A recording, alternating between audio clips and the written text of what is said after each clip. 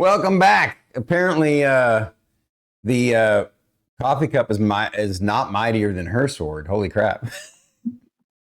and I can grab Conan's sword off the wall, but mine's made of rubber. Hers is made of metal. So I don't think I would win that duel. Look at that cosplay. So there's a reason why she's cosplaying here, and you guys will see very soon. It was inspired by, well, none other than our amazing guests that we're having tonight. Before we jump into it, though, Druid, how was your vacation? Did you Very good. It was very good. We lived in the hot tub, and I binge watched a bunch of RimWorld content. It was very good. That's amazing. That's amazing. And last time on Bandwidth and Banter, on Legacy Loremasters, we had Razmataz on. He was fantastic. Absolutely. And today we have another fantastic person, and this is an even more special episode because this is the first time we've had somebody on the show 3 times. This particular guest was one of our first round people. And then he came on as one of our returning guests, and now he is back again for Legacy of Loremasters. We're talking about none other than Wookiees and Cookies. Let's get this show on the road, and here he is. Are you sure that's Wookiees and Cookies? It looks like a wizard. Are you a wizard, Harry? I've got Tylenol. I'm probably old. So I might be a wizard. I haven't decided yet. I'll let you know in about, how many of these recommended? 10 of these? Are you 10 of those? No, don't do that. Oh, I hear that's where the magic happens. So that means you're an alchemist, then not a wizard. Oh God, rule 1 of the Alchemy Association. Don't try your own product. Always test on the townspeople. To be clear, guys, that outfit he showed up in, and so shocked the heck out of Druid and I, which is why it inspired her to go grab her armor and sword. You look great, dude. I love it. I really appreciate it. Check it out. He's got an actual cape and tunic. It doesn't get much more medieval than that. Perfect. Yeah, buddy. I even put on the nice headphones so you don't see that I'm actually wearing them. We got those in-ears in. Look at you. Yeah, wow, fancy ones. There's a pro gamer there. Oh, they're comfy. Okay, very stupid reason why I bought these. It wasn't for any sort of other reason apart from I want to wear hats. I wanted to wear my Giants hat. That was it. Very, very stupid reason, but I got them. I don't think it's a stupid reason. I think it's brilliant. You know, I mean, it's a valid reason, in my opinion. Why I don't, why I use lapel mics for all my streams is because I can't stand having something on my ears for long periods of time. So, it's very valid. Comfiest headphones ever. So, Wookies and Cookies is here tonight for Legacy Loremasters. He's a fellow veteran DM, and so we're going to jump right into it. Wookie Monster, please share with us your Dungeons and Dragons or TTRPG origin story. I want to know, what was the first TTRPG you played, when you got started, and how, and why?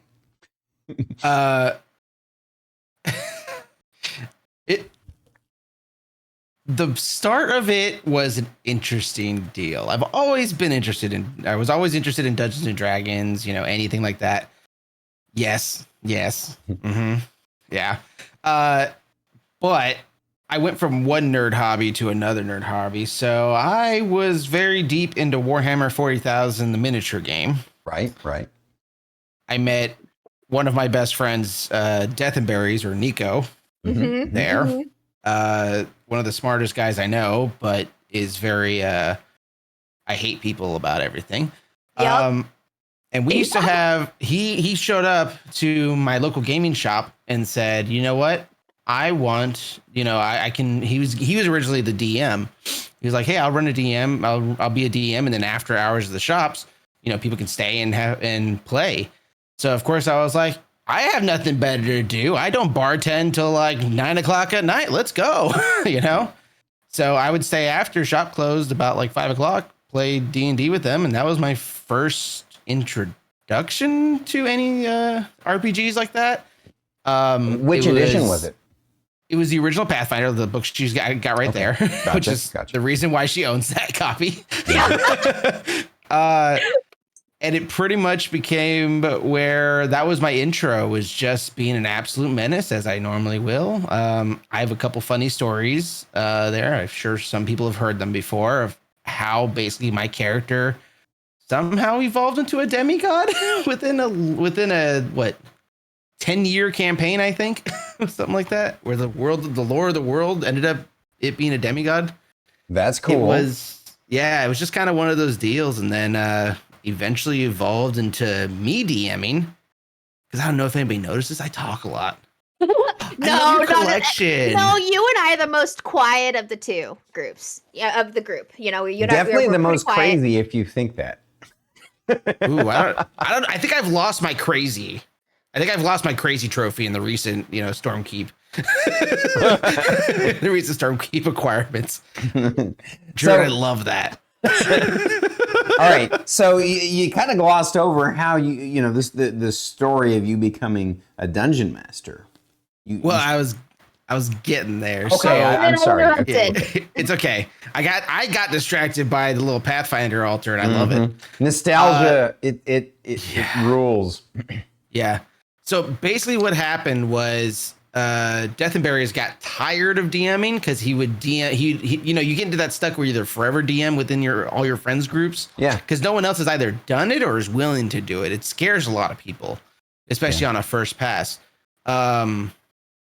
Me myself, I'm like, I read enough Dragonlance. I read enough fantasy novels. Sure, let's do it.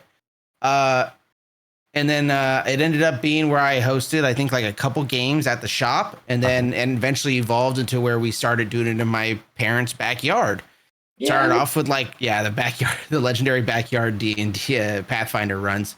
It started off with, I think, 4 of my friends. So Mr. and Mrs. Penguin, my buddy Mike, and a couple others like small, and then Nico, of course, because I was like, hey, no one else wants to do it. I'll give it a shot. I'll play. I'll be the DM. And that's kind of how it did. I went into it pretty much face first. And honestly, I still don't think I'm doing it right, but I did it well enough to keep them around. You did it well enough to handle a group of 12 of us just shouting at each other. Yeah, pretty much the backyard TTRPG nights was Saturdays every other week. For the longest time. We'd have, snacks, drinks, people just come over to hang out to experience what this is. Because a lot of people, like I said, everybody's heard of D&D in some form, shape, or other. And this is before it all blew up more of in the the live streaming variety, right? Mainstream. Mm-hmm. So everybody's kind of heard of it. So everyone was all, you hear about it, you're like, ooh, I get to play whatever I want. Yeah, sure. And that's kind of how I took the approach of becoming a DM, was just because no one else wanted to do it. And I said, all right, let's go. I talk enough. I pull stuff out of a hat. I mean, whatever works. Yeah. What do you want to be? How do you want to do it? And tell me on and I'll tell you how I can make that happen. That's pretty much how that worked. Mm-hmm. Gotcha.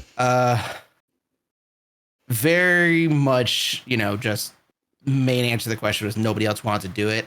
I said, I will do it to give my friend a break, being a good friend. And of course I ended up getting stuck with it. So that's just where it ended up being. Yep. But yeah, like Drew had said, I think the most people we had at a D&D night in my backyard was, I think 19 people I was DMing for across the 4 tables in that backyard. And I'm not talking like it's a big, we're sitting in the lawn sort of deal. I'm talking we had this weird, awkward triangle. I think, don't we have a picture somewhere? I'll show you a picture. I sent you one. We can put that up later, but we have a picture of where Druid's in there in the furthest back of the yard, just smiling and grinning at, playing her first game. Yep.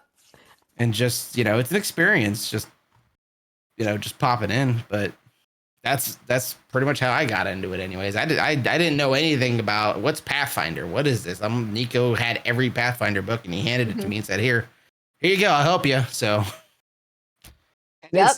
It's basically Dungeons and Dragons. It's 3.5 based on 3.5e. That's So it. good stuff. Have you played any other on the same origin topic? Have you played any other TTRPGs besides Pathfinder? I've played 4E. Just looking over my thing, I have Edge of the Empire, Dark Heresy, a lot of like the Warhammer universe bit where we did some fantasy campaigns that way too. Mhm.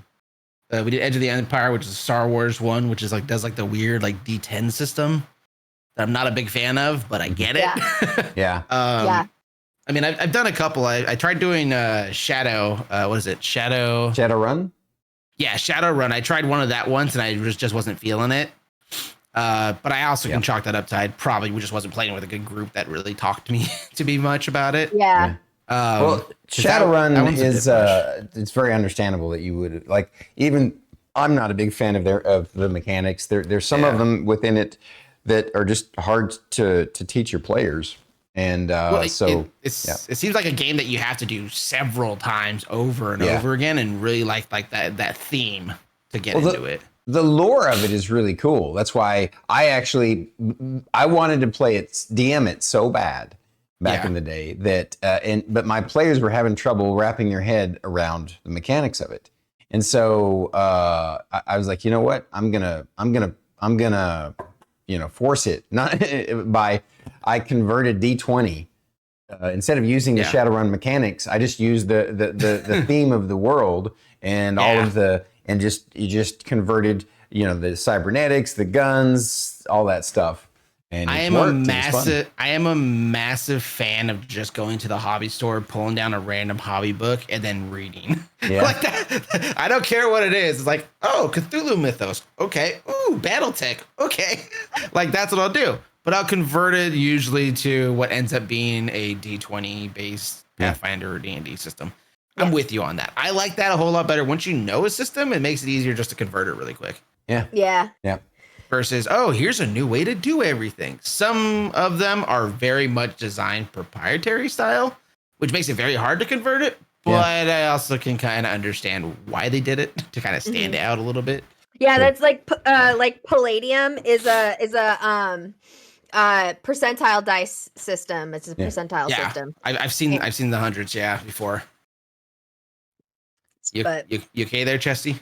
I was gonna say you're welcome to take it off now if it's really distracting. It's okay. I'll be the only cosplayer here. It's fine. It's mine. I'm keeping it on the entire time. I'm cosplaying as a Baldur's Gate 3 gamer. Oh, I was gonna go with developer. You're like, I'll tell you exactly how it's gonna go. But yeah, that's how I ended up getting. I wouldn't say roped into DMing. It was more of a, hey, let me give my friend a chance to actually play a game that he hasn't played in like 10 years or whatever. Yep. So. Yep. And it worked out, I guess. So did may you share your maybe did you craft campaigns from scratch, or were you more of like a book person? Like what book? I don't think I've ever opened up a supplement or any like a manual craft. I think it's all been homebrew. Okay. Yeah, I've never opened that. The only thing I've probably opened is the monster manual and the player's handbook. That's it. I mean, you would have to kind of open the monster manual to be able to actually have encounters as a DM. So exactly, I would go in there, look for a cool monster. I'm like, ooh, okay, that's neat. And that's how the campaign would end up being. Or I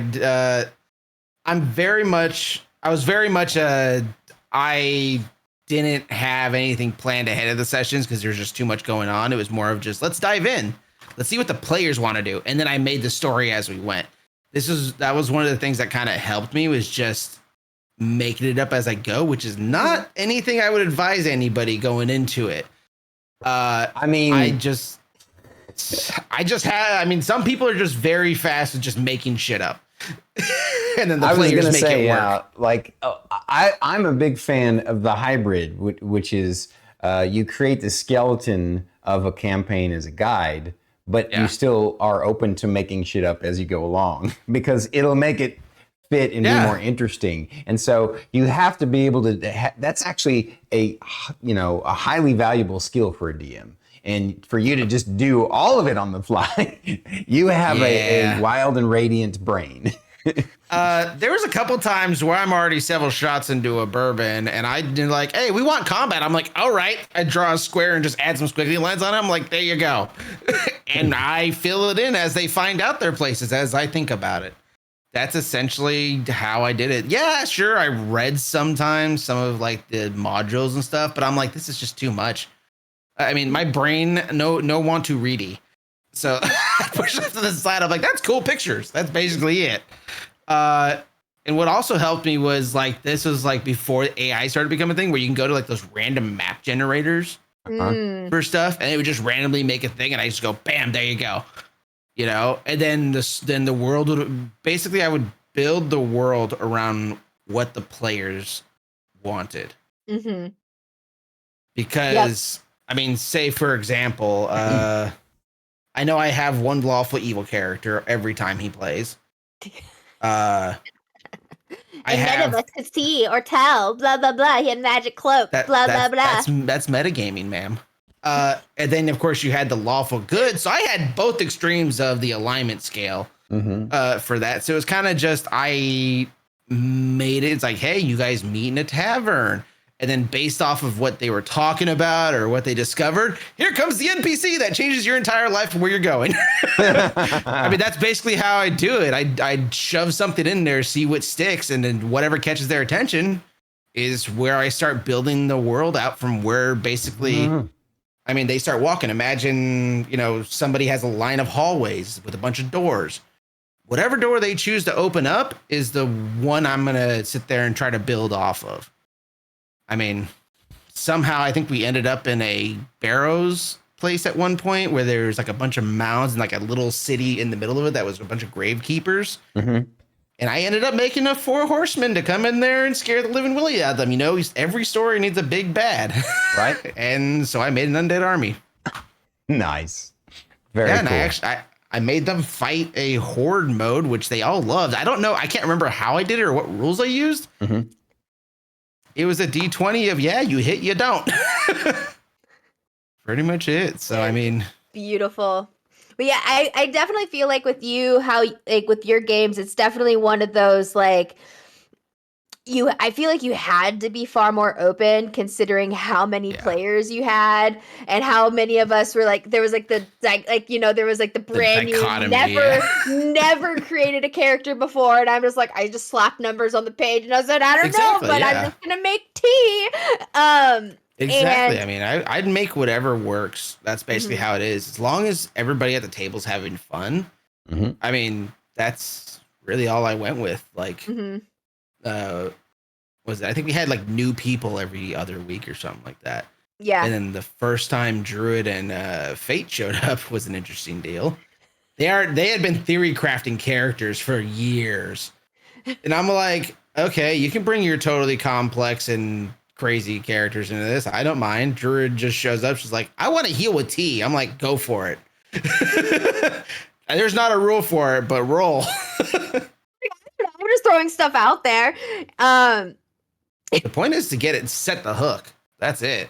Just set the hook, and then you start learning what rules are and whatever you want to do from there. I kept purifying everything, I think. And like, you purified a cursed object. One of the players loved that, wanted to keep it cursed. And I also purified like the alcohol. That people were drinking too. So it turned into hilarious. Water. That's hilarious. It's like a clean freak. I gotta purify everything. Stop! Don't touch that. Don't eat that. Don't drink that. I gotta purify it. I think that was the first iteration of Fern, like Fern 1.0000. Yeah, because I was playing like a halfling or something, something druid. Like that, yeah. Yeah.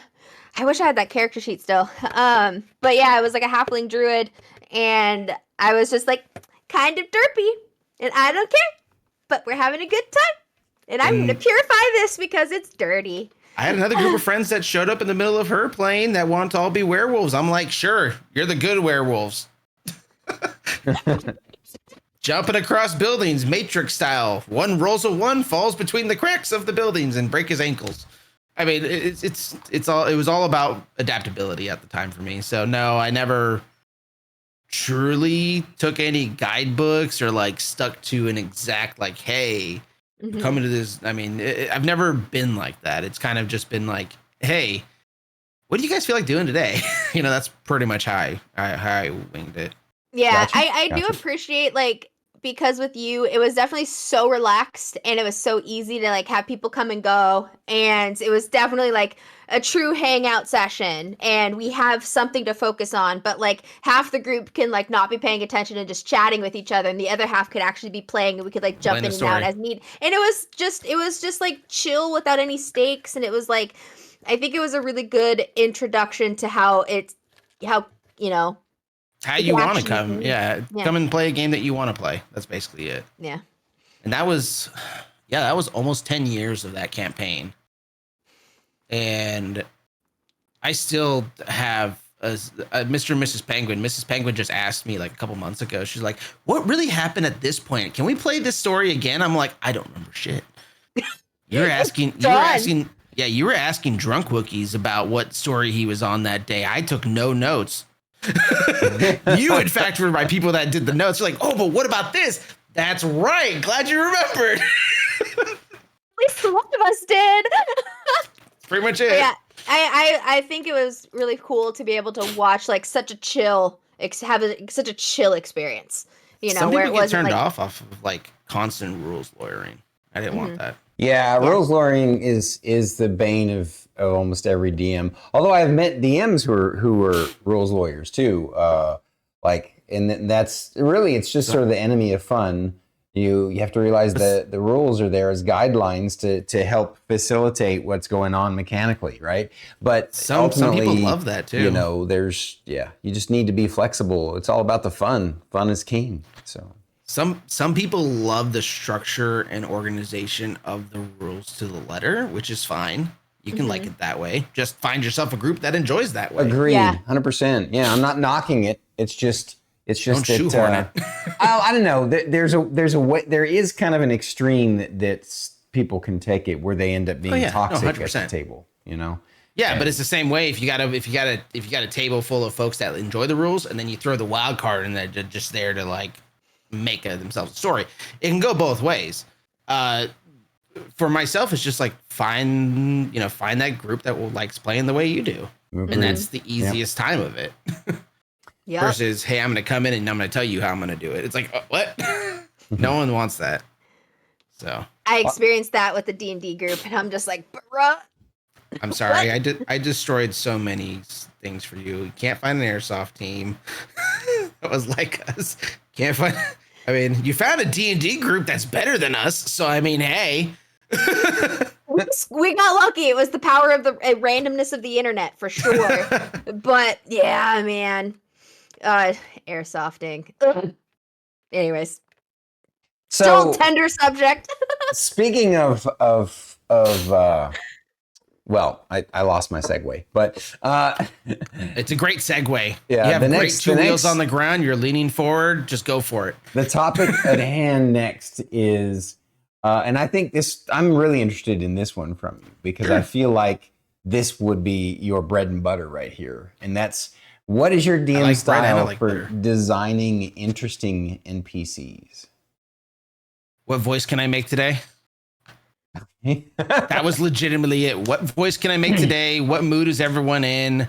Sometimes, designing NPCs was very much an instantaneous deal for me, but sometimes I did have a few. I had one that I would I'd usually specifically create NPCs to directly react or interact with the characters as like, some like 1 week I'd have a very tailored campaign for one character to make them feel they're the special person that week.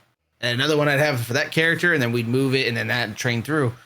I mean, I came into a few. I think my favorite was a character named Sinwil, which was you remember her, was a blonde tavern wench that was the most beautiful girl in the town. And of course, they just rolled into the town. I have one character that always likes to hit on women everywhere he goes. So of course I make her sassy as hell Mm-hmm. and just obnoxious to men that just want to hit on women without consent. So of course I taught him a lesson too. It's like I had made a very sassy character in that, and you know what? Also, I made a queen that was actually, spoilers, a lich. Creating an illusionary town and city that was, she was so powerful, she made an illusionary town for, for the people of the place. But she wasn't actually evil. Oh yeah, absolutely. I've used that anti-trope a few times myself, that you could actually have a lich that became a lich for good reasons. Exactly. Could have a dark starter, but then becomes a good reason. That's basically how I did that. Yeah. Oh yeah, okay. Cool. So That's basically awesome. it was like kind of feeding on, like, I mean, it really depends. Like a lot of these games were happening around the same time as a lot of social groupings, where we had the airsoft barbecues, we had the meetups, we had like, social media was a lot heavier at the time with, back and forth. Yeah, Right? when we like spent time on Facebook sending stuff to each other on exactly. Facebook. So it was a lot of, hey, I took a lot of cues from those social interactions and shoved them. I wasn't really like projecting like what I thought on these, but was presenting and it really helps me in my current career being, I work insurance on the insurance side. Sorry, everybody. But I'm an adjuster where I deal with these situations all the time. I have to do a lot of investigating. And honestly, DMing helped me a lot in my professional career, because I'll basically take a piece of paper and flip it from a different viewpoint, come at this from a different viewpoint. And essentially, it was kind of a learning lesson where if this person was acting in a certain way and I kind of went like, you know what? Maybe I don't understand it, or maybe he's got, maybe they got very like chafed against, another person within our group or whatever, or like, hey, something's happening, or like a world event. And I would take that and, flip it and say, hey, look from the other side, come at this from the other way. And 9 times out of 10, their opinion would change and they go like, okay, I understand. It's like, did you mean to do that? I'm like, no. I mean, that was the silent, like, lessons that I tried to impart as part of being a DM. I mean, we're creating a world for the players. And I'm not an omnipotent god, but I'll definitely hit you with a sledgehammer if I don't like what you're saying to other people. So yeah, as far as NPCs goes, it was very much a targeted, hey, who am I gonna talk to today or whichever, and craft that NPC character around how, after a few campaigns, how I know their own character in game, which like Jordan said, these are a lot of new people that have never played before. So they're not really playing their characters. They're playing themselves in the universe. Right? How would they react or think they would react? And that was a lot of the lessons that, like, I would give them like a straight contradiction against what they think their character will do and see how they come at it. Sometimes sometimes their own player characters will develop, a different attitude towards a situation, which is on the step of learning and developing the character. Right. So as far as, the main question there, yeah, I mean, I had a lot of fun crafting NPCs because those are the main direct, like, interactions that got more of the story across, or just the character introspection to help them evolve along. So creating them, I never pulled them from a book. I could be reading a fantasy novel and be like, oh, I like how that person responded to this. And then I'll close it, and that'll be a character I model after next one, just to see what happens. I mean, that's really, it's like throwing a match into a wood kindling pile and see which one sparks up first. And if finding no one likes inspiration that everywhere. character, I agree. That's awesome. exactly. You're walking down the street, see a dude with pink hair. I know what I'm gonna do with that. I mean, it's just everything. Everything's, characters NPCs are meant to be there as supporting cast, and sometimes you can wield them more like a weapon to be a supporting cast member that adds more to enrich how the players are interacting with the world. Yep. So. Yep. I also had fun trolling a lot of them when they got too big for their britches, thinking they were going to steamroll my campaign in a certain way. Sometimes stuff shows up to punish. I mean, I mean, you had a lot of big personalities at that table too. I mean, when you have that many people playing, I feel like the one skill you never developed was the ability to say no to the number of people that you had. I would have said no past 6. See, the no was a trick. See, if you just say no, that's the end of the line, end of the story. For me, I took that no and made it creative criticism within the own world they were in. No. I'm saying no to. I would have said no to 19 people or 12 people. I wouldn't DM for more than 6. Is basically where. Now I can see DMing separate games for those separate groups. But remind you, I didn't know anything. This is just me hopping in and going with the world. Yeah. So at the time, I mean, me as a player, I don't like hearing you can't do that because of XYZ. If it's a rule constraint, I'm not talking about that's fine. Right. No, I'm just elaborating on what I was going on too. Sorry, go ahead. I get exactly what you're saying. Like, I am with you. Nowadays, I don't want more than 4. Right. That's really my limit too. 4 seems to be just the right sweet spot, you know? 4 is manageable, and it's more of a personal experience across the board for it. Yeah. I'm 100% with you, Stormy. I'll maybe make an exception for 6, depending on the people that are doing it. That's it. Yeah, agreed. Yeah, but never again am I going to do anything above what I did. Never again. Not unless you really got drinking Wookiees back again, but that's not happening for a long time. But no, as far as, for me as a player, I come into it, I'm there for the role play. I care less about the rolling dice side of things. For myself. So I like to take that experience and drop that in there. So instead of how I came at it, because, I was learning on the fly as I went with it. If I needed any rule specifications, I go to Death and Berries and he'd be the one that says, oh yeah, because of the rules XYZ, you can't do this. And I'll be like, okay, cool. And then I would learn them as I go. Right. But for me, I never want to say no to someone's idea, because that was ultimately, popping out of their head. You and I are on the same page. Yep. Yeah. I want to sit there and say, why? Okay, tell me what you're gonna do. If it's not good enough, then you're gonna take it back. Like, I'll do the pointed question of, tell me why your idea is silly. Say it back to me. So they'll say it back to me. Okay, never mind. I don't want to do that. Or if they say, no, I want to do this, I'm like, all right, fine. Just be prepared for whatever action you take is gonna get a reaction the same equal amount. It's like, I'm a rubber band. I'll throw stuff at you and roll for it. If you roll high enough, I will make it glorious. If you roll low enough, you're not making it out of the room. So, I mean, it was always a consequence of action. It wasn't hey, no, I don't want to deal with it. Go away. That was never something I really wanted to ever push across. And I know a few DMs that do that. Like, they do a hard wall. I get it. Everyone has their limits. But at the same time, me as a player, I'm like, I don't really like it. Yeah. So. I agree. You want to try and facilitate their imagination awakening, not stifling it. Exactly. I want them to come back next week and say, oh my God, I'm looking forward to this so much. Right. Like, I want to hang out with you still, because ultimately you could have one bad moment in a game, and then now all of a sudden people don't really separate character from personal across, and now they're upset at you for the next week or 2 until they come back.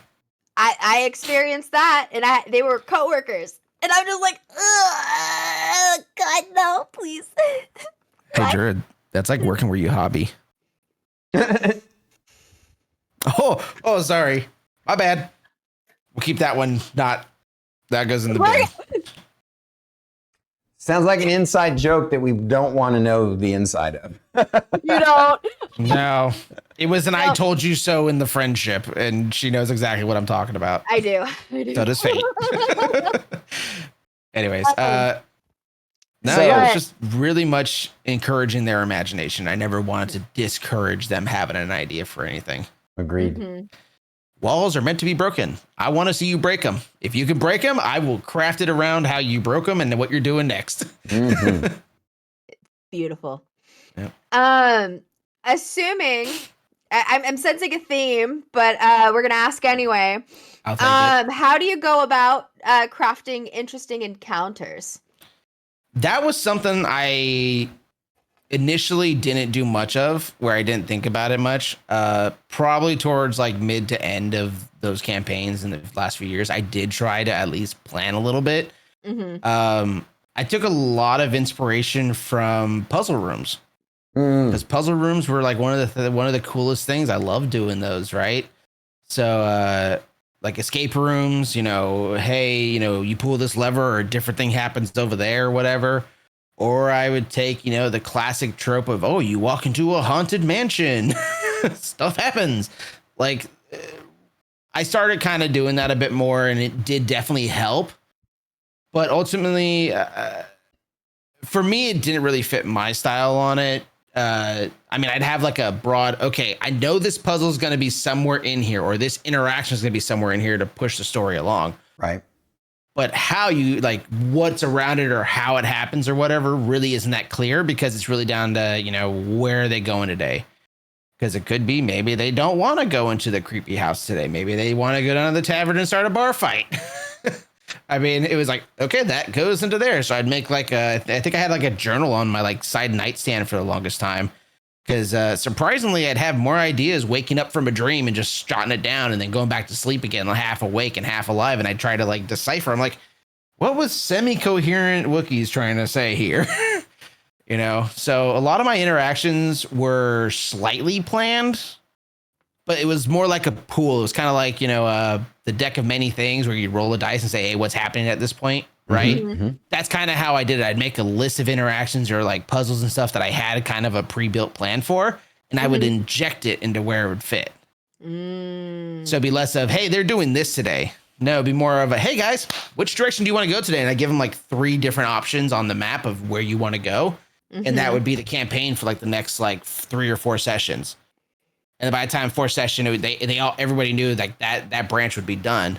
Mm-hmm. And then we would go to the next branch and then do stuff. And I basically pick and pull like spots out of, what I had in there. Like, hey, this will be fun. Hey, this will be fun.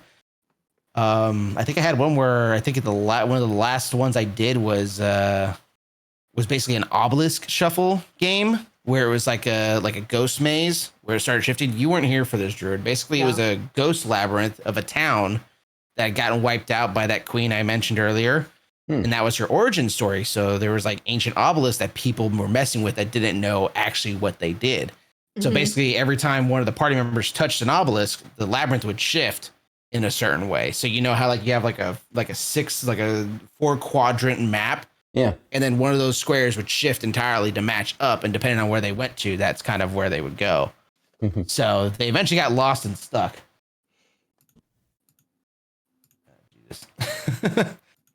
Made the mistake of looking at chat. No, it's all right. It's all right.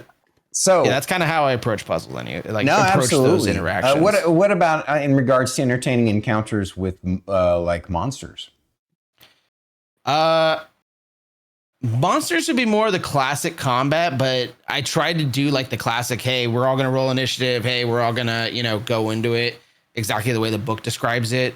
I found those took way too long for the attention span of my children. So I ended up, I think I ended up simpling it to initiative. Because that's something that's fun. Everyone wants to be the first person to hit something, right? Yep. So that was always the fun of like, wee, I get to go first or I get to go last. Oh, darn. Yeah. So the combat order was always a big thing of everyone fought for. And eventually I simplified combat to just roll a D20, see if you hit versus, hey, what do you roll? Like take your weapon skill, all that stuff. And tell me what you hit on. Hit or miss. And then at that point, damage would happen. And then I'd be like, okay, roll another D20. Let's see what you do. I had to simplify it a lot at the time.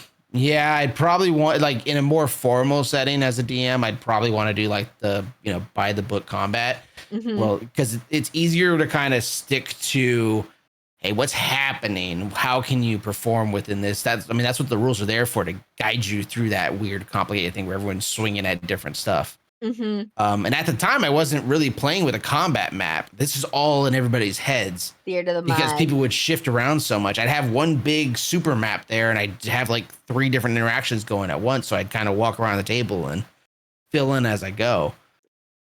So, as far as what I had there, it wasn't like combat was just kind of existed and I made it work at the time. Gotcha. Yeah. So That's beautiful. Like I know, like your DM experience was primarily the larger groups. Like I am absolutely curious to find out how you handle the pacing of a 12 to 19 person sized D&D group. Oh, you want to know how it went? Okay. Where do I start? All right. People would arrive pretty much after work. So we're talking about 5:30, 6 o'clock Pacific time. People would arrive. We'd hang out, talk a little bit, wait for at least, the minimum number of like 5 people, but usually everybody showed up early anyways. We'd have sodas, waters, drinks. Funnily enough, we put mini tacos in the oven, so we'd have snacks and taquitos already going and stuff. That'd be kind of be the start of it. Yeah. And then of course somebody go like, "Hey, where's the drinks?" Okay, here comes the ice and the alcohol. So now we're already kind of liquored up a little bit, and then the board's already all set up and everything. Everybody starts pulling out their character sheets. Some people have figurines going like, "Hey, check this out." And by that time, we'd already been there for about 2 hours. So once we kind of get into the game, it was everybody sat around the table. Everybody said, "Okay, does everyone remember where we're at?" We kind of have a quick little recap and stuff. Because, I mean, there's so many people. Sometimes people don't hear it. Like Druid said, you'd have half a group that would just be talking and hanging out and occasionally show up for combat when they want to cast fist or headbutt something. And then you'd have the other half that are actually there for the story and to play the game, which is the ones I would focus on more. So when I'd be DMing for that many people, it would basically ultimately break down to one big group shows up. They'll go do this one thing, and then eventually I'll ask, "Hey, what does everyone want to do?" And they're like, somebody has a good idea. It's like, "Oh, I want to go to the town guard. Go report this." And of course, that was a lawful good guy. I'm like, okay, so you go in there. Then all of a sudden, you have like 5, 6 different people go like, "Oh yeah, I want to go with him." Right. So I'll have party splits all the time. The other half wants to go to the arena, go see the gladiatorial fights, and then I'd say, "Okay, you guys are on hold. I'm going over here," and I take care of one group. Take care of what they're doing, stop them like, "Hey, this is a good stop. You've had about 5, 6 interactions per. And then I go back over here. I'm like, "Okay, you guys come to the gladiatorial," and I start building their theme for what they got too. So it wouldn't be an all at once like, "Hey, what's everybody doing at the same time?" I'd break them up into groups. When they naturally separate into those character groups, I would address them in their own interaction and then switch over to the other party interaction after they've had a few. And that gives the other party time to kind of talk like, "Oh, we should do this next," or what's going to happen? What do you think is going to happen? Or they go up, use the bathroom, whatever. So it was kind of like an intermission. I wouldn't get the break, but I'd also be drinking and eating the entire time. So whatever. So in order to manage that many people, it was very much hey, let's see how the groups break naturally and then section them up. So sometimes I'd have like a 4-way party split, which is always the worst. But I think it was also the easiest because then it was down to like 3 people go over here, 3 people go over there, and then like the main group sitting over here. So I make the big group wait because 9 times out of 10 they're hanging out and talking about other stuff anyways. Right. Not paying attention to the story that's happening over here, because if they're not paying attention, if the big group that's separated off that I'm not talking to right now is not paying attention to the small group can come back and say, "Oh, you won't believe what we just did." So it was like a fresh storytelling of what the characters told the other characters within like this massive like army. That's amazing. I love it. So it was always like Army a game of, chaos. "Hey, guess what we did?" Moving through it. That's kind of how I managed all those people in one go. I can definitely see it. It's almost as if you actually were like DMing multiple different games at once in a way. Pretty much, yeah. If they're that much, I mean, obviously they're in the same world and then they can all come back together. But if they're off doing their own thing in different places, it's like a different game. Yeah, I used to call it the MMO of D&D. Just because it would be pretty much people exist in the same universe. They'd have their own adventures, and then ultimately they'd all come back together for this big event. But you have one group that just finished a portion of it telling the other group like, "Oh God, did you see what we did? What'd you guys end up doing?" And now you have the conversation topic, and that keeps them busy while you're taking care of the other group. Yep. So this sparks and inspires a question in me. How would you, like, what would you do for a monster encounter when it was the big thing where they all came together and you have like 12 to 19 people for a big BBEG? Like that's the trick. Yeah. So let's say we have 3 groups, right? 2, like they all split. Sure. One of them finds a monster. Okay. Right? Okay, they're fighting that monster. I'd set them off in their own little counter. It wouldn't be like a big thing, And this is scenario A, and they fight that monster on their own. I'm doing it while they're in between trying to figure out what they're gonna do next. Because like once again, these are all fairly new people, so I have several people going through the book trying to figure out, okay, what are we gonna do, right? While they're looking for what they're gonna do next, I move on to the next group and say, hey, look, you hear, if they are close enough within the scenario to hear like, hey, you hear what sounds like a ruckus in the distance, and I'll try to like let them know, hey, there's something happening over there or something like that. Naturally, if they don't take it, then they don't take it. So usually it'll be the two smaller of the groups that are kind of in the same periphery of each other to see if I can get them to join that big group and kind of like point them that way. But if they don't do it, then I just end up, role playing out what they got. And then I'll go over to the big, the third party where they're off on their own. I'll have their own deal there, and they'll probably hit a monster encounter as well. And I'll just drop them in there. And eventually what happens is if I have two combats going on, so group A and group C are fighting monsters, group B is off on their own little shenanigan run.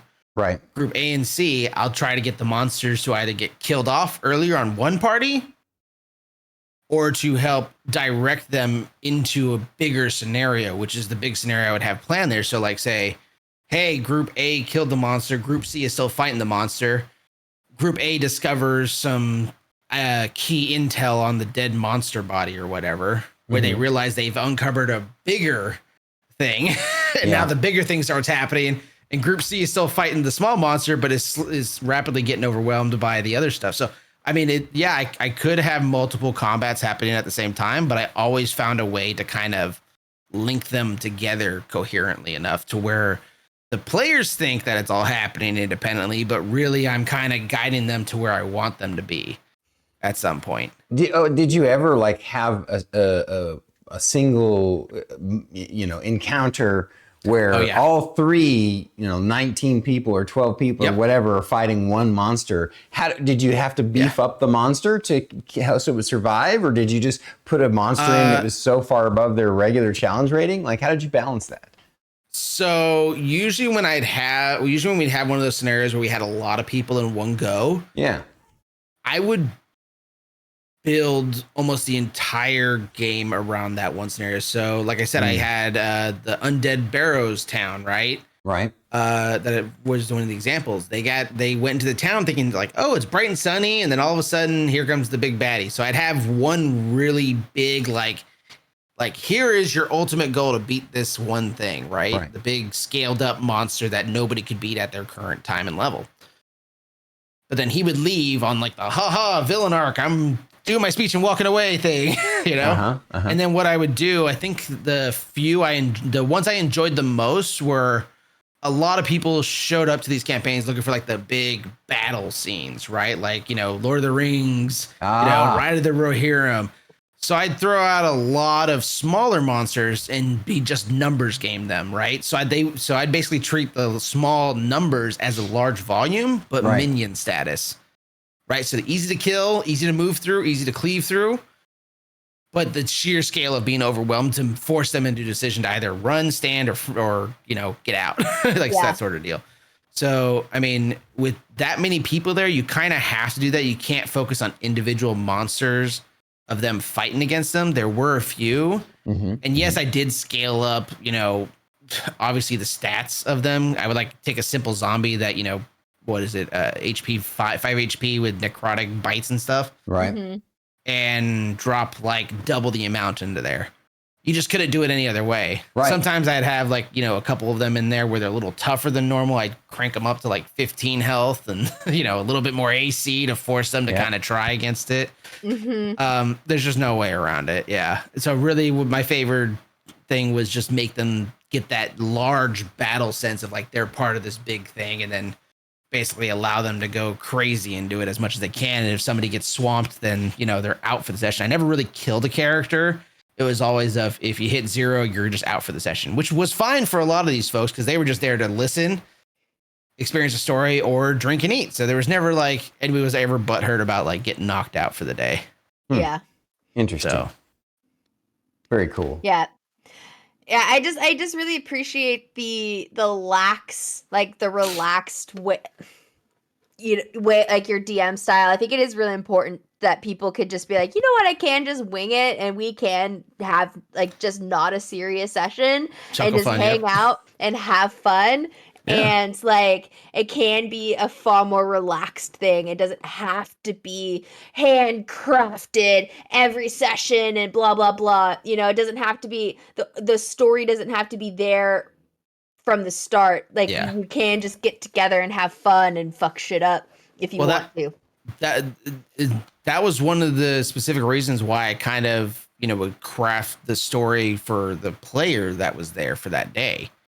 That's kind of why I would do that specifically, because, it would work that way. It'd be lax, it'd be chill. Everyone's having a good time. Everyone knew what they were coming into when they showed up to the game. It's like either you had the person that wanted to learn or just experience, the vibe. Vibe check, see what it's like and everything. And that's kind of what I wanted. It was very much hey, you just want to swing at stuff? All right, here's your combat for the entire night. Here's I don't know. I think we fought a bronze dragon at one point, and I think I melted like 4 people, and everybody was laughing and giving them a hard time for the rest of the evening. I mean, it was just one of those deals. Yeah, I tried to make it as casual as possible because I didn't want anybody leaving and not having fun for the evening. Right. It was just never, everybody drove out of their way, drove after work. Everyone got out of work. No one wants to hear well, we're going to work on 9 different character sheets today, guys. Everybody sit down and we're going to talk about just numbers. No one wants, like anybody, sorry, some of us had kids. Other people didn't want to deal with that after work, after dealing with customer service all day. I just never wanted that for anybody. So I appreciate you saying that, you enjoyed the lax atmosphere, because that's really what I was going for. Yeah. And I think it's important to highlight that's a thing. That is a thing, guys. It can just be chill and fun. And some, some gaming sessions, that's exactly, it's the groups are different. And even groups that get together and play more regularly, if they are playing with other people, there's nothing wrong with having a session or multiple sessions where it is just like a fantasy party. Right? Yeah. The way you described it sounds like your typical. It was a nerd party, right? It was like a typical party that people would have. A get together with their friends, except everyone would do really cool nerd fun things at the same time. But, all of these people were airsofters too. So basically they all would cosplay as army men. Army men. Army men on the weekends, they would cosplay IRL. You did it really good, thank you. So much fun. I earned so many people's respects just from the power of my pancakes. Good point. Yeah. But no, you're 100% right. It was a nerd party. I did also go out of my way for the people that really wanted the true D&D experience. We would do a Discord D&D run too, where I'd actually do it with them specifically just for the more true to hey, this is a set story, this is what we got sort of deal. I'll do that. I've done that too. But I definitely thrive in the chaos of just the pug party. Would you ever stream Pathfinder or D&D as a DM or as a player? Is that something you would ever be interested in doing? I definitely want to. All of the above, or so my issue is I would want it a certain way to make it work. I would still want the physicality of people coming over and playing physically, in person. Yeah. But I would also want to do it in a way where I'd have a production value to it too. So basically, yes, I would love to do that Pathfinder or D&D stream. The problem is my dreams of how it is a lot bigger than what my means right now. Yeah. We understand. I get it. I had to spend a lot of money on this setup, and it is what it is. But yeah, I have a 12 input Mackie board in there that I was using for the podcast and stuff. So I have all the audio equipment here. The problem is that it takes so long to set up. Yeah. Whenever I get when I'm not living with roommates anymore, I want a room specifically I can set up studio style. And then that's when I'd probably start streaming it. But right now I don't want to set it up, take it down, then live normally, then set it up again, take it down again. Yeah, no. As far as like doing it in the way like you guys do it, where Stormy has like the board already kind of set out and stuff. I could definitely do that. I think I would want, like I said, more control on like the camera switching production side of things. I'd be so into that versus actually running the campaign. So I run a double-edged sword. So I think I might need someone to run production while I'm DMing. Or vice versa. Yeah, because I want the stream experience to be good too. Like, we're having fun doing it, but is the chat that's showing up and spending time with us having fun with it? Yeah. That's kind of my double-edged sword. Yeah, I totally would. If somebody else is doing the production side of things and I don't have to worry about it, I will absolutely sit in and do a DM run. That, I mean, it won't hurt me at all. Would you be interested at some point? I'm sure you may have heard or may not have heard that Druid and I have been talking about and planning. Mainly me. She's been helping, but I'm going to try and spearhead it so she doesn't have to do a lot because she already has a lot on her plate. But that's she doesn't know how to say no. Yeah, exactly. It's true. Well, she has lots of things she wants to do too. I have to admit that a lot of the things on her plate are not necessarily things that I have asked her to do, but things that she wants to do. She's usually the idea generator, but they're good ideas. Yeah. So what can I say? They're great ideas. Yeah. They just lack the ability to finish. I know we've been really good. Delegate. We need to delegate. We'll get there. Anyways. So what I was getting at was I'm working on an idea where we do 3 shots, like a series of it would be every like probably on a Wednesday night, and it would be for 3 sessions in a row, 3 weeks in a row. Instead of because I can't do a one shot. To me, like there's just not enough. You don't get enough out of a one shot. It doesn't feel complete. Whereas I think I can pull it off in a 3 shot. And I've already Druid set up a server for it, and like one of the reasons why I conceived of this idea was I think it'd be really cool to have a little short 3 shot for the forever DMs, like like so I don't know. Would it be something you would be interested in playing in at some point? Think about it. I would definitely be interested in playing. That's 100%. As far as DMing it, I would still be interested on a caveat of don't expect it to be structured at all. Yeah, no, that's fine. It would literally be, hey, we are going into this blind. Whatever happens is what the players have generated or what my crazy ideas have generated. And we will do it old school backyard pub D&D style. That would be something I would find really funny to do. But I would also need the players that come in with the expectation of nothing's planned here. Oh, I can help drive a story for you, Wookiees. I would do it in a heartbeat. Oh, yeah, I'm pretty sure you could. But yeah, no, Stormy, to answer your question, yes, I would be interested. Just let me know. Let's talk about it. Okay. Once you have something firm in there and you say, hey, can you just show up for this? Because I play the same way I DM. I will. Yeah, a few people already interested. We'll probably have to do it like in increments, but I will hit you up, and I'll invite you to the server that Druid created for it. Oh Lord, Druid is literally squealing in happiness right now of some kind. Dan Cletus in chat says Druid, Wookiees, Jotun, and Cletus, all bards and members of the Red Hot Misty Steppers. Oh God, I don't think I can pull off a bard. What? You could pull off a jester bard in a heartbeat. I am tone deaf across the board. So no, a jester bard, not a singing bard. Oh, okay. We would just be a traveling group of entertainers. Some people sing. There's lots of ways to entertain. You could be a dancing bard, a juggler. Some people could be like a gymnast bard, interpretive dance. I want to be a lichen chimp that's named Bobo. A lichen chimp. A what? Uh-huh. A lichen chip, like you turn into a chocolate chip. What? No, like a chimpanzee. Oh, lichen chimp. So you want to be a were chimp? Were chimp. A were chimp. That way, silly things. I can do the run on the little inflatable ball trick and the circus and everything, juggle, and then when they go, oh, sick 'em, I just turn into were chimp and start ripping faces off. It's great.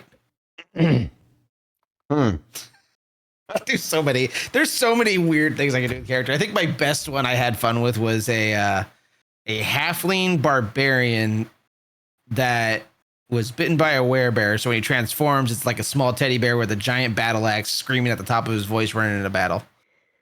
Just the image is just great. Indeed. Hey, Raz. So folks, What are them moon monkeys? this is our moment where we come to the open forum chats, the Q&A with the audience. What sort of question? And this, now, just to be clear, this isn't just the audience asking us questions. It could be you asking us questions. It could be us coming up with a question for you or each other. Of course, we can all answer. You know, the questions could be to all of us or to any of us. So yeah, absolutely, I am down. All right. While the audience is thinking up some questions, do you have any questions for us? Well, first one's for Druid. One, how do you have that many Pathfinder book? Did you ever do a secondary like group with Pathfinder? No. You just bought those all just off of that like 2 games you played with us. Yeah. So here's the beast. We have the bestiary. Bestiary, yeah. We have the ultimate equipment guide. Yep, I remember that one. Okay. Yep. We have the mythic adventures, whatever this is. That one I've never actually read through, but I heard it was cool. Yeah, and then I have the core. The core rulebook, yeah. And then I have the core rulebook. My copy had so much beer and everything spilled on it. I threw it away. when 2nd edition came out, I got rid of it. I think I bought another one. And then Stormy. What edition is those, Druid? Are those the first edition or second? Yeah, those are the first editions. Yeah. Yeah. Is the second edition any real different, or is it still a D20 based system? Okay, so 2nd edition is way better. Like, it plays way better. It doesn't truly go down the physicality of like 5e, where it's more of a, hey, your character moves XYZ. But Pathfinder 2e got cleaned up a lot. Like, it was very much more streamlined, a lot more easier. It wasn't like the 3.5 bloat of D&D. Right. You know, you had so much stuff. You always had something like, where is this thing? So they got rid of a lot of the bloat and made it a lot more streamlined and playable. I enjoyed playing it. I would love to run another 2e campaign for that one again. I have it. I have the collector's edition just because I have it in my quick one. It's a lot cleaner. Gotcha. And everything. Oh yeah, like Cletus says, yeah. Yeah, interesting. I know that Tom Foolery has been reaching out in the Discords trying to get people interested in learning Pathfinder 2e. But like, I mean, isn't it basically just still D&D, but with some streamline changes? Yeah, it really is just that. Like, if you know, with you knowing 5e and then like the second portion of 5e that's out now, you can have an easy transition over. I mean, I've like been it playing because since 1981 every single edition, and my real jam is 3.5. I play it every Sunday. So if I'm you super like first familiar with edition 3.5, then Pathfinder wouldn't be much learning at all, right? It would be Yeah. It literally says on the back here, it says 3.5 OGL compatible. Right. Yeah, so it was because it was a branch off module for it for 3.5. But 2nd edition makes it, if you know 5e, you can translate very easily to Pathfinder 2e. Just because you have a lot more stuff you can do, and I think kind of like the specializations get a little more in depth about it. I like it just because of how much more customization you can get out of it versus, hey, you're a tiefling that only does this. I see. It's Cletus is saying it's cleaner. Has more options for actions, so it can be a bit convoluted. But you can get more detailed onto it for sure. It's definitely more detailed set into it. It's nice. I like it better because like I said, the reason why I kind of drifted away from D&D after, because I have 5e, I played the 3.5. I have all those still. I played a little bit after that run. D&D felt too shoehorny for me. It felt very much, hey, go this direction. You either have this or you have this. And I didn't really like it that way. That's just how I looked at it originally. I now I could probably play it with no like secondary convictions against it. But we drifted more towards Pathfinder. One, because Nico had like every book of Pathfinder. That's the system he grew up into. Yeah. Mm-hmm. He has everything. He still has a shelf. He has 2 bookshelves in our hallway just full of Pathfinder books of different modules, equipments, advanced classes, excuse me, all that stuff, one shots, campaigns, all that stuff. He has all that stuff. And that's kind of what we just went off of. And then it just kind of ended up like that. I like 2nd edition. I would love to play more of it. But yeah, I mean, if you, Stormy, were thinking about, hey, giving that a try, you would definitely not have that much issue translating Gotcha. over. It's not necessarily that. I was just curious because I know, like I said, in our Discords, Tom Fullery's been hitting up some folks to see if they wanted to learn Pathfinder 2E, and in my initial thinking was like, well, what is there really to learn? But then I realized that it sounds like they actually have added some things that make it different. So they have a good amount to make it different enough where you're playing something different, right, for sure, right. One missed opportunity. I feel like this is off topic, but also on topic. One missed opportunity I feel like Wizards of the Coast has really made is adhering to this idea that they need to focus only on every new edition. I've always thought if they were smart, they would basically reprint old books from old editions for people who want to go back and try the old school stuff. Or to collect those books. It would be a money making. They'd be printing money if they did something like that. Because there's lots of old school guys like me. I would love to have new, like with the new artwork, the fancy artwork of the it's like doing a special remaster edition books, right? Can you imagine getting one of the original AD&D books? But with like that new kind of artwork, all the lore, kind of some of the rules kind of fleshed out to kind of match the current ones. No, I don't think they need to change a thing. It needs to be exactly the same content inside. I'm just talking about the binding. So you want just a true remaster? Yes, exactly. Yeah, just a reprint, but with no, actually, Raz, because I think Wizards of the Coast owns all of that IP. There's no reason why they couldn't. Do they own up to a certain year though? That's the question, because I know they can year set it for the license. No, I think they own all the way back to pretty much all of it. 2nd 3.4. Yeah, I think Troll Lords is doing some of it. They don't own all of it. Really interesting. I'll have to investigate that further. I always felt like that was a missed opportunity. Instead of shoehorning and pigeonholing up people into new editions, they could still create new editions and make it an option for people, right? And then reprint old edition books for people who want those. So I don't know. That's just me. I'm not a marketing. I don't know enough about the legalese for it. I'll stay with the Gygax. Oh, okay, that makes sense. Interesting. Oh, that makes sense. Really quick question. Peanut butter. From yes. Dane Cletus asks, do you or do you not ...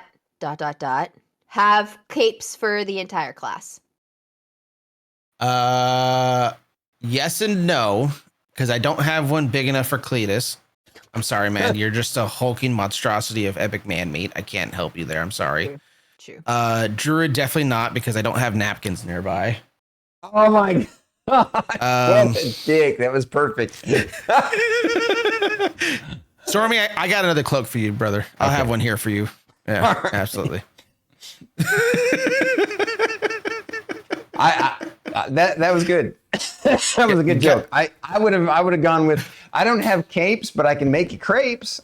I think you make pancakes, Stormy. I don't know. Okay. Totally off topic. She has a good point.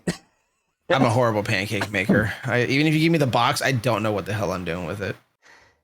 And then I would make mass amount of pancakes for hungry airsofters. I miss those, but yeah. No, I don't have enough capes. Cletus, seriously, I don't have enough material for your thick thighs. I'm sorry. Well, I can talk with everybody else though. I mean, I could probably section off pieces of this. For me. Okay. So the next question is from B-Boggin. Okay. What are Wookiees feeling? Sorry. Oh, why is the cough coming back? This is weird. What are Wookie's feelings about Kill Team? What is Kill Team? What is he talking Kill about? Team for like Warhammer for 40K? Boggs, if you're still Probably. there, I just want clarification. Are you talking about for 40K for the Kill Team's portion of the miniatures where they're doing all those different rules for it? Because Probably. I'll answer it in that case. I hate it. They've Really? taken basically a strategical game, shoved it into a small little fantasy arc of, hey, I hit you, you hit me, and then we move on. Hmm. It's went from I have a war game to I have a superhero that hits your superhero. So you're saying Weird. they distilled the war game mechanics of Warhammer into like D&D into a single character RPG? They basically how they did it. They basically took, hey, you have a special character named so and so or does so and so things with XYZ, but now you only have 5 of them on this small little itty bitty board. It's probably great for the people that want to do the power fantasy of having like a strong character. Mm-hmm. But you don't have the ability to do like the strategic, hey, I am facing this way, or hey, I have to flank this side, or anything. It's like all the tactics are gone from it. It's, hey, who can hit each other harder? And now it's what is it? Like Yu-Gi-Oh, where you have so-and-so has X amount of power versus X amount of power. I have more power, therefore you lose. And then you bring like 2 other friends into the fight. It's been simplified and watered down so much. It's just not fun. At least for me. I don't see the reason for it. I could see like it'd be a good intro for just hey, I got out of work. Here's 5 minutes and drop in, and that's it. Gotcha. Deal. Like you want a quick and dirty game to say I played, and then we all drink and go home after the end of the day. That's how I see it. I can see. Yeah, I can Raz see says that. my favorite. My favorite is Warhammer Fantasy, although the Chaos books and Rogue Trader are pretty good. I know literally 0 things about Warhammer. I loved 0. Warhammer Fantasy for Lizardmen purely because Temple Guard were my jam. 2 slant on a plinth, dropping Purple Sons of Xerxes on the Uber Elf blob. Ugh. Force them to roll dice. I don't play with tactics. I play brute force and using the laws of statistics to make you roll dice. The closest I ever got to Warhammer was a game called War Machine. Yeah, War Hordes. Yep. And I had a Circle of Ouroboros player right here. Hey. Refresh my memory. What was there was this one faction. That was what I picked. They had I remember I had this sort of dragon-like thing that like had a tail attack. Was it like pale and purple?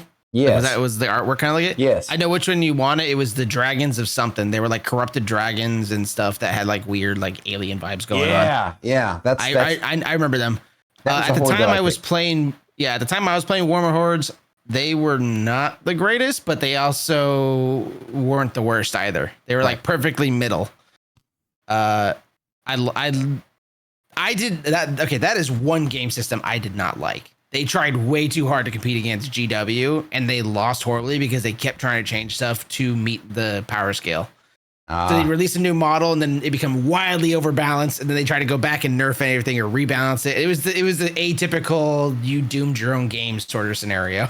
I mean, I got out of it because I couldn't afford the time spent not only on the games themselves take a long time. Putting your army together takes a long time. Gluing literally physically putting together, gluing them and painting them takes a long time. Like and space and extra money. Like it's an expensive hobby. Warhammer guys blow me away how much time and money they spend on it. One time I went to Fate and I went to Casey's house, and he had like a whole that guy's a room professional dedicated. That guy's a professional painter. Beautiful. So let me grab something real quick. I'm just gonna get up. It's like just a short little jaunt. I'm gonna grab. Well, you do that. I'm gonna grab a cough drop. And I'm left here all by myself. You're not by yourself. I'm just invisible right now. Go. It sounds like an expensive arts and crafts session. But like, who doesn't love arts and crafts? I actually have my entire Circle of Ouroboros army still that I have not played a game with since forever. and I have a painted model. Nice. So this Very is cool. Oh, wow, it looks like a werewolf, man. So this is what one of the elder skinwalkers were doing. So yeah, I do my own painting. I still have these armies and stuff. This is probably one of my better models that I did. But yeah, I have it. Bring out to Kaz. I just got up. Okay. Wait, everybody's seen it. I've already put them in like several Discords. I haven't seen it. You haven't seen Takaz? Okay, hold on. She Me wants unhook to again. see it. I'm losing the cloak now. Oh no. It's okay. For You us still got the now. tunic.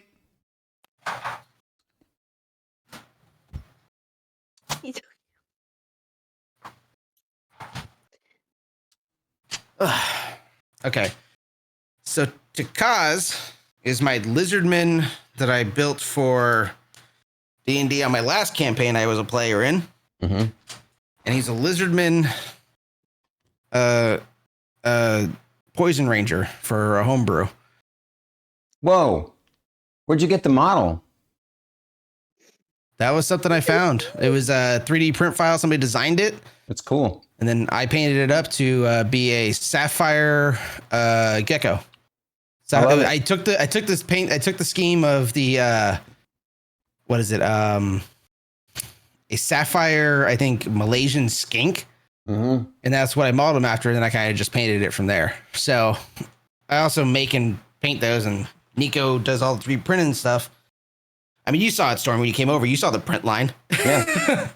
So, I mean, having that availability to be able to pull that stuff. And I mean, I mean, one day, now that I have the ability to take some more and more professional photos, because I took my stream camera, which is a Canon 90D, which is a great photography camera, took it off from my stream one. So now I can actually take those photos. Maybe I'll just start taking a bunch of photos of the models I have just to catalog them, and I'll put them up in like a thing in Discord somewhere. Yeah, do that, please. Yeah.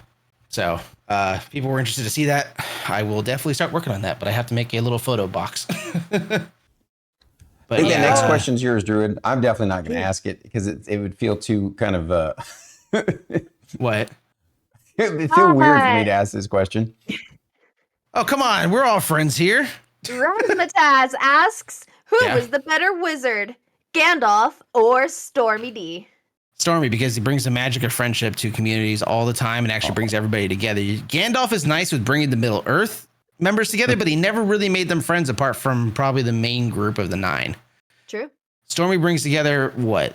I mean, kind of rolled through several people at this, several people groups and everything like that. Smashed and got them all together, be friends across the board. So yeah, I think he's a better wizard in people magic. People Oh, magic. And he grows hair exceptionally well. He's a hair wizard. Got it. thank you. What a sweet thing to say. I appreciate you. I do my best, but really, like, you guys are do it yourselves, right? Because you all have you gravitate towards people, and I mean, and we work on it together, all of us. There's 15 of us now in Stormkeep, and as streamers of Stormkeep, and that's 15 communities that are making a super community. And it wouldn't be a super community without you guys crafting your own communities and keep them together and having fun. So I just leech off everyone else's community. It's great. I have no management whatsoever. It's great. I love it. Says the Perfect. Friday night, like, collaborating master. mm-hmm. They just, at this point, it's not even me. They're like, hey, what are we doing Friday? I'm like, I don't want to stream today. No, what are we doing Friday? Well, you started it. And it was efficient. What? Okay, it worked. Whatever. Hair wizard is a porcerer. Oh my god. Wow. Cletus, I admire your ability to take everything to a pun, and I wish I had it, but I'm It's just going to keep impressive. my wise ass insult comments, ability to myself. But yeah, no. So just back to Takaz, is he has his character arc, and I explained this to Joe because Joe was asking, or Jotun Red Wolf, people that don't know the shorthand of it, because he was asking about it, and I was explaining this character. He's like, hey, how about we play a game and stuff? And so I was like, okay, well, I have this character. Takaz is a lizardman that doesn't really believe in actually social ability. It has no social abilities, and he talks in the third person. So Takaz is Takaz, and Takaz will trade you 5 fingernails from Troll, clipped just this morning, for all the gold in your pocket. And he'll do like very uneven trades that he thinks is fair. And then if you don't trade him, he just ends up stealing it and then leaving the trade that he presented in there. So very much a bit of a chaos character of special. And he has like, he makes like little like rat nests is the best way I can put it, where he'll take a bunch of junk, pile it up, and then live under it. So is he an NPC that you've used in your gaming, or a player? No, character? This is actual player character. Have you ever got to use him? I've only got to use him once, and it was only for like a 3-game campaign with Jen and Tiffy, my other friends, as part of the guild. And yeah, they loved him so much off the dumb things he did, which was basically eat another companion's horse that was playing a cavalier. So I ate her horse. So she no longer was a cavalier, and she has held that grudge forever. But I fairly traded a silk scarf that I took from a prostitute at a brothel. I think she was fairly compensated. Dream team. Oh no! Yeah.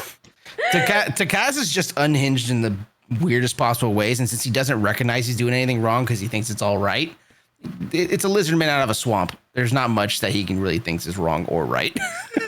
It just is. I would love to play Takaz again in an actual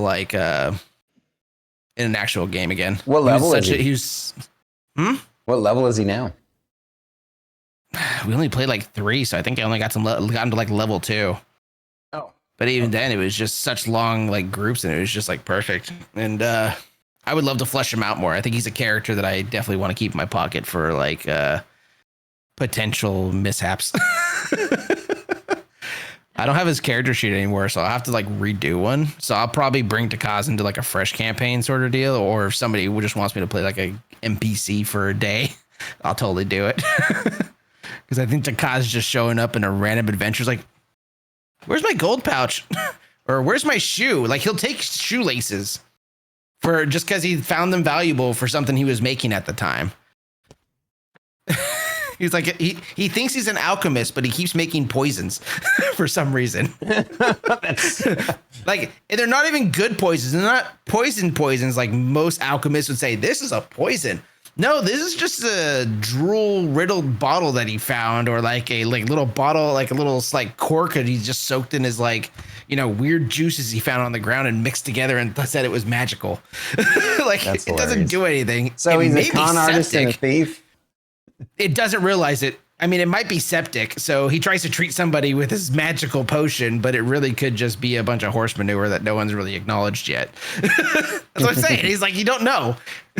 I think I called him originally that he was like, he was wild magic in a character, but no magic. I love that so much. It was just a lizard. It was just a swamp lizard man that doesn't know he's doing bad or good or anything in between. The creator of magical potions of upset tummies. Okay, so in their homebrew, from what I heard, they turned Takaz into a avatar of the god of pestilence. But he's an inadvertent avatar in their like homebrew campaign that they're still drawing up and everything like that. I'm like, okay, he's a big dum-dum. Yeah, that's the best way to just describe Takaz. Not serious. Doesn't do any damage. Can't figure out how to use a crossbow. So instead he uses it to basically put all of his stuff into his backpack on. So, like those campers where they have like the aluminum shells to ease the load off of them. Mm-hmm. Yeah, he turned his crossbow into his backpack. And now he just has a dirty bone knife that he took from the horse that he carved, and now it's infected. It's like that's Takaz. He's not meant to be a serious contender for how much damage does he do? I don't know. They're gonna die eventually. Takaz might eat him. Razmataz says the mage who knows no spells just uses scrolls and pretends it's his magic. I've done that. I love that. I love that concept. I love being like saying, "Oh yeah, look what I pulled out, magic wand." It's just a stick, and you're like, Hold on, let me just kind of. Okay, yeah. And I think I have one character named Kazama where he's a con artist and a master of disguise, and those are the only two traits he has. Mm-hmm. So he always talks his way into or out of a problem, or makes somebody else do it. I think there was one time, Drew, you'll know Chris Houdini, really tall, bearded dude that was innocent as heck, sweetest guy ever. First time playing any sort of RPG. Mm-hmm. Yeah. Playing a lightning mage because he wanted to be the guy that throws thunderbolts. He has shocking touch as his first spell. Kazama somehow convinces his character on a persuasion check. We did equal D20 versus D20 on it. Kazama rolled higher, convinced him to play a prank on a friend in the tavern they were at because there was, metal doorknobs. So he's like, don't worry, it's a friend from college or from the academy. He loves pranks. We just want to play a prank on him. And of course, Chris's character at the time was drinking, so fairly buzzed. We were doing drunk checks on it. Kazama leads him upstairs to the room. He says, oh yeah, just cast lightning touch on the doorknob when I say so. Knocks on the door. The person that I was trying to rob was in there. Grabbed the doorknob. He lightning touched him on a crit 20, a crit natural 20. Killed him. We opened the door because now it's unlocked. The guy unlocked. He's like, what? Zapped him out. He's out on the floor. He's like, is he okay? Yeah, don't worry. Just sleeping. You hit him pretty hard. I'll take care of him and put him back to bed. I loot the room, leave his body, toss it out the window.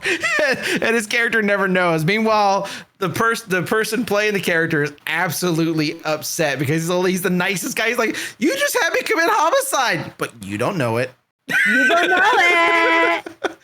So those are my characters I play. I play more for the how can I make a memorable character that people will talk about again afterwards is what I do.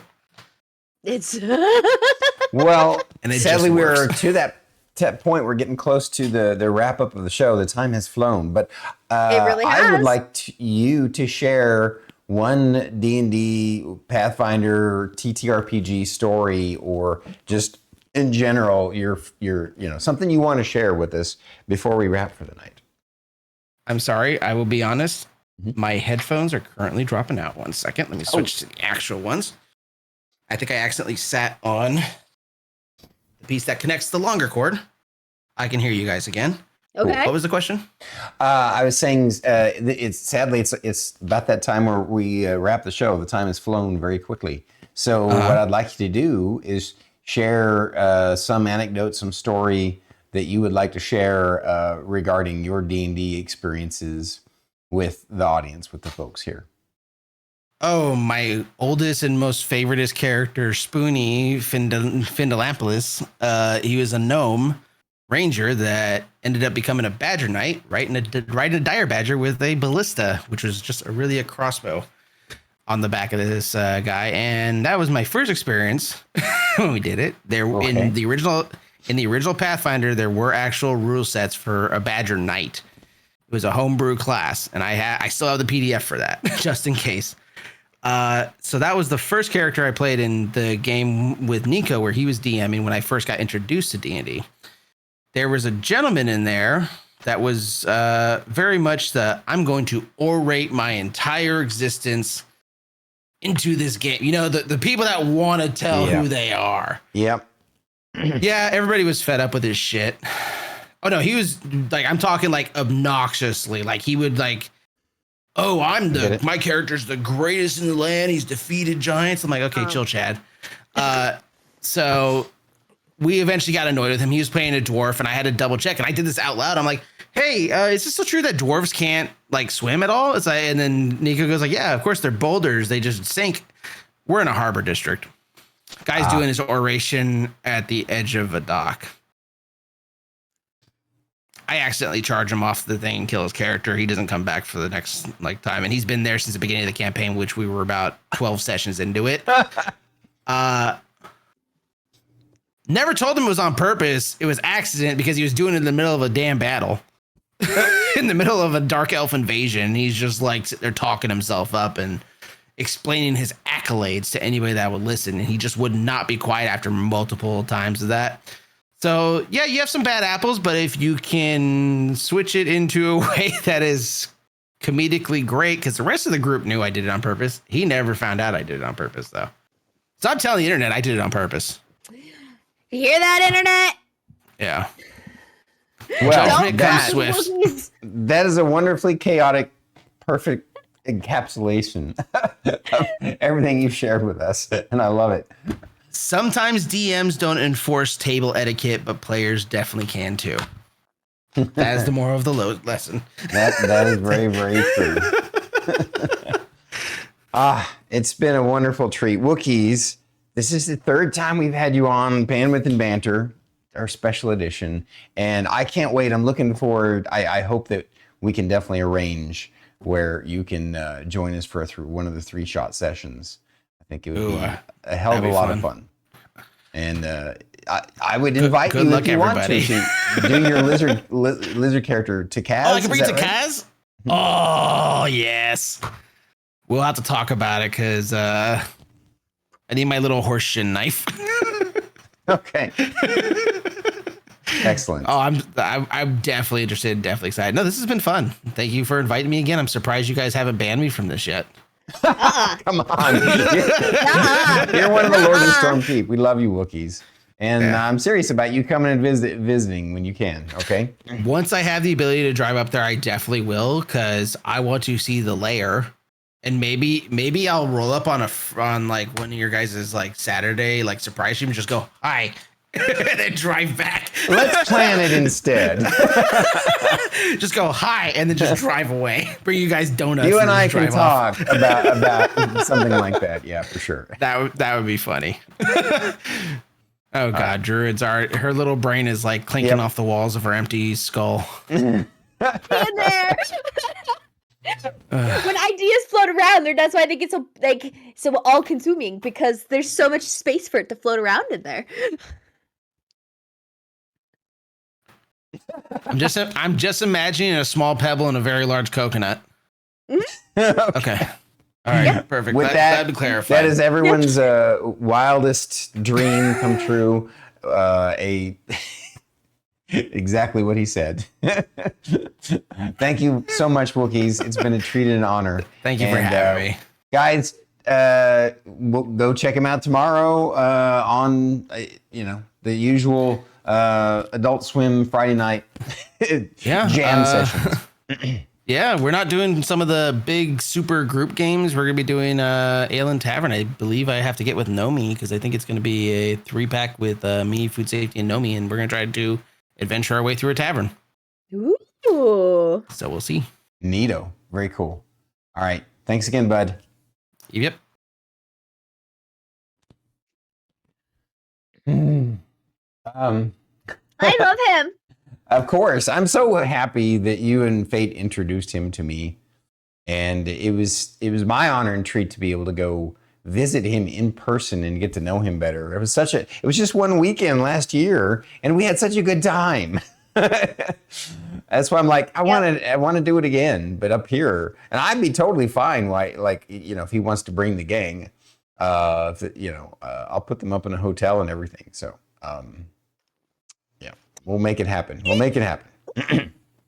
So, with that said, tomorrow, for regular Bandwidth and Banter, we have Valora plays at 6 p.m. Central Standard Time. So it's going to be the late Bandwidth and Banter tomorrow. It's the 6 p.m. Central Standard. So it's going to be at the same time that today was. Yeah, Valora Plays is primarily an artist, but she also does stream some games too. And I know she knows Rhubarb, but I also think she's actually interestingly in a couple of different circles of people that we know already. I forgot who was the other person that knows Valora Plays. Do you remember, Druid? I know Artology follows her on Instagram.